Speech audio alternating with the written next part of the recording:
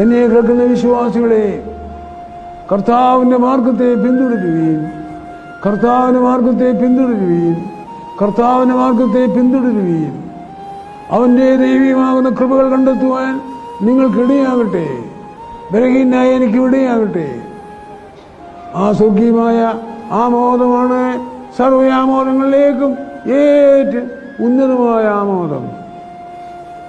അയ്യോ, ഒരു കൊച്ചു കുഞ്ഞിന് അതിന് അപ്പച്ചന്റെ മടിയിലോ അമ്മച്ചിയുടെ മടിയിലോ ഇരിക്കുന്നത് മറ്റെന്ത് കാണുന്നതിനേക്കാളും കിട്ടുന്നതിനേക്കാളും ആസ്വാദ്യമാണ്.